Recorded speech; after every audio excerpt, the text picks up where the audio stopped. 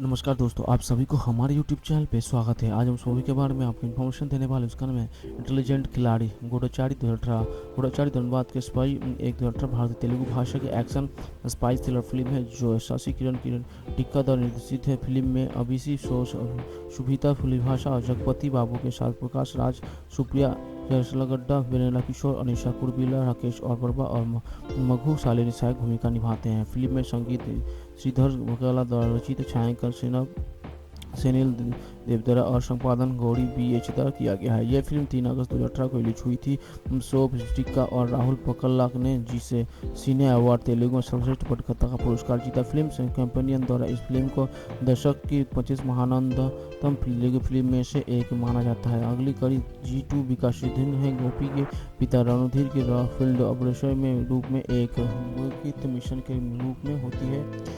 उनके चाचा सत्य जो एक रॉ एजेंट भी है, अपने गौर गोपी मौत का नाटक करने के और गोपी को अर्जुन कुमार के रूप में बड़ा करने के रो में शामिल होने का, देश की सेवा करने का सपना देखता है। लेकिन 174 आवेदन भेजने के बाद उसे कोई प्रतिक्रिया नहीं मिलता। 175 आवेदन में अर्जुन अपने पिता के नाम का उल्लेख करता है और रॉ के गुप्त हथियार त्रिनेता द्वारा भर्ती हो जाता है। सबसे पहले हत्या अर्जुन को खोने के डर से उसके फैसले की स्वीकार नहीं करता है, लेकिन अर्जुन रघुवीर को तरह देश की सेवा करने के अपने जुनून के बारे में बताते हैं और सत्ता नरम पड़ जाता है। बाद में से त्रिनेत्री के प्रमुख दामोदर के अपने रूपी के कई देश में स्थित आतंकवादी संगठन अल मुजाहिदीन और उसके नेता हारून के बारे में जानकारी दी, जिसके पहचान कई प्रयासों के बावजूद अज्ञात बनी हुई है। इस बीच अर्जुन हावुई यूनिवर्सिटी में सिस्टम मनोविज्ञान स्नातक डॉक्टर समीरा राव के पड़ोस में रहने वाली लड़की के साथ रणनीति करता रहता है।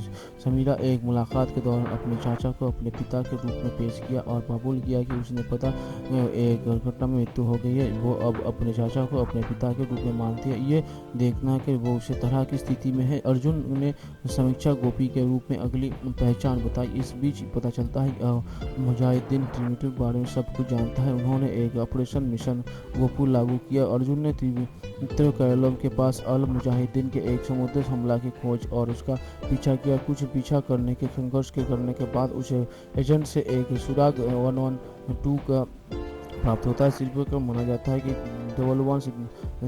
11 सितंबर को हमले की योजना थी, लेकिन इस हमले का लक्ष्य नहीं ढूंढ पा रहे हैं, इसलिए वे कड़ी नजर रखते हैं। स्नातक स्तर की पढ़ाई के दौरान एक वरिष्ठ अधिकारी और त्रिनेत्रों के संस्थापन आचार्य समारोह के मुख्य अतिथि के रूप में भाग लेते हैं। समीरा सुझाव देते हैं कि अर्जुन दामोदर को जमीनेश आयरिस हिक्की के बदल नियुक्त करते हैं और स्नातक स्तर पर अभी गुरुदर्श को उनकी स्पेस्टिंग मिलते हैं। मोहम्मद बख्शा और प्राथमिक सुरक्षा विवरण के लिए चुना जाता है, जिसे आचार्यों को 61 करते हैं शामिल है। लीना राजन की भारतीय दूतावास के माध्यम से डाडा के होडोही टीम को सौंपा गया है। अर्जुन को एक शीर्ष जासूस के रूप में चुना गया क्योंकि उसने बिना किसी कमजोरी के शीघ्र शामिल किया है। उसे नेतृत्व एजेंसी संख्या 116 के साथ एक गुप्त संचालक के रूप में प्रस्तुत किया गया है।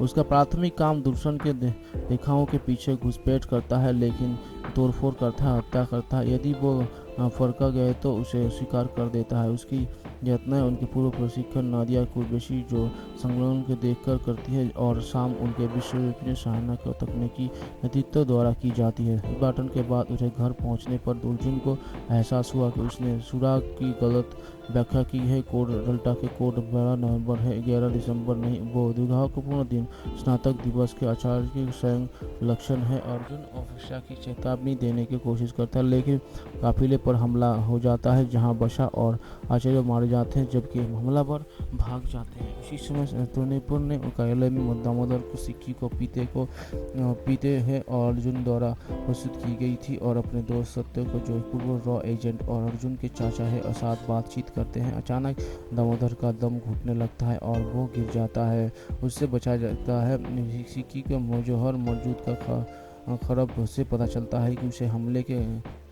सरगना के रूप में फंसाया गया है और सीएम ने उसके खिलाफ गिरफ्तारी वारंट जारी किया है। उसके साथ ही अर्जुन पर ऑल मुजाहिदीन सदस्यों पूरा हमला किया जाता है। मीरा हम इस हमले के मर जाती है। अर्जुन कमांडो को हराने के भगाने सफल हो जाते हैं और वो सत्या से मिलने के लिए राजमुंडी को लिए रवाना हो जाते हैं। वे दोनों एक निष्कर्ष निकालते हैं कि एक ही नृत्यों में एक नील अर्जुन से राणा और नील को पहचान और जांच करने का फैसला किया।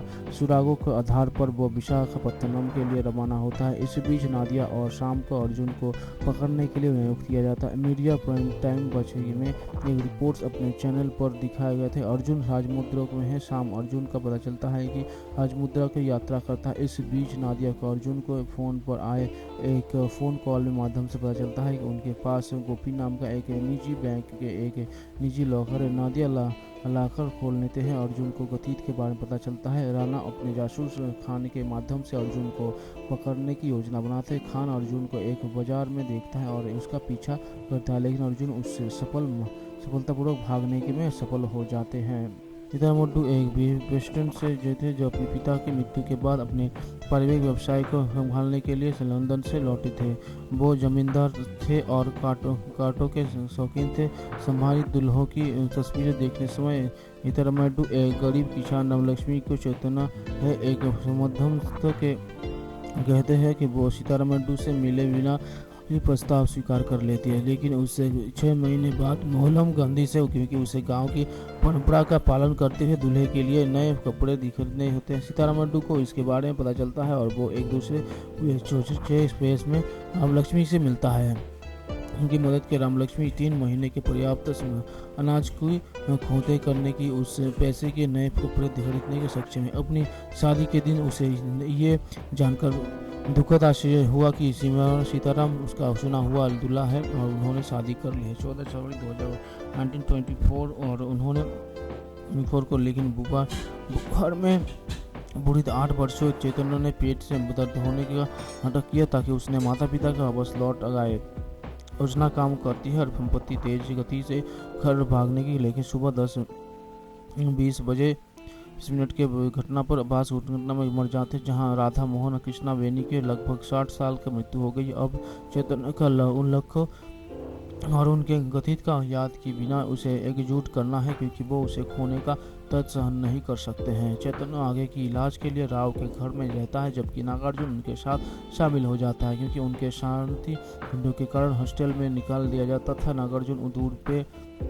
पूरे दिन हॉस्टल में सड़ा दिया था और टूटे हुए प्यार के बारे में बात करता है। जब प्रिंसिपल उसके स्वास्थ्य के बारे में पूछता है तो वो उसके बहस करता है और इस बीच उन्हें मतली का अनुभव होता है। लगता है जैसे जैसे बहस आगे बढ़ती है, नागार्जुन प्रिंसिपल पर उल्टी करने लगते हैं और गुस्से में आकर प्रिंसिपल उन्हें हॉस्टल में बाहर निकाल देते हैं। एक रात प्रिंसी अपने पिता का याद करते हुए राव के घर जाती है और नागार्जुन को उसके बगल में सोते हुए देखते हैं। वो रोते हुए घर के निकल जाते हैं, जबकि राव अंजलि को लुभाने का प्रयास करते हैं। नागार्जुन को प्रिया शल्य कक्षाओं में शामिल हो जाती है, जहां प्रिया लगातार नागार्जुन को प्रति उनका गुस्सा व्यक्त करते हैं। 13 फरवरी 2014 को रिलीज के बाद जन्मदिन के अंजलि ने प्रस्ताव दिया कि जिसे स्वीकार कर लिया है उससे चैतन्य बहुत खुश है। प्रिया की मुलाकात वहाँ नागार्जुन से होती है, रेड के बेस में होता है। मोहन बताता है कि जिस रात वो सदमे में घर निकली थी उस रात उसे भी अपने पिछले जीवन की याद आ गई है। वो अपने गलत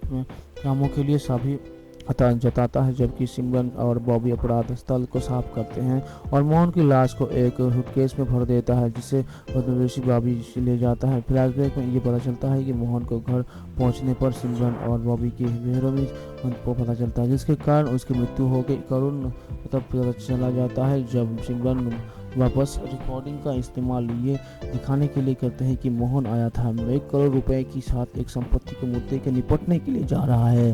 कुछ ही समय बाद अरुण और पुलिस की हत्या की रिपोर्ट करने का प्रयास होता है, लेकिन उसे पता चलता है कि बॉबी स्टेशन पर सीआई है। सोफी एक समझ में एक इस बात को लेकर असमंजस पड़ जाता है क्या किया जाए। मोहन को एक कार में गया था, पैसा पीड़ित होता है कि ऐसे लिए उसकी हत्या कर दी गई है।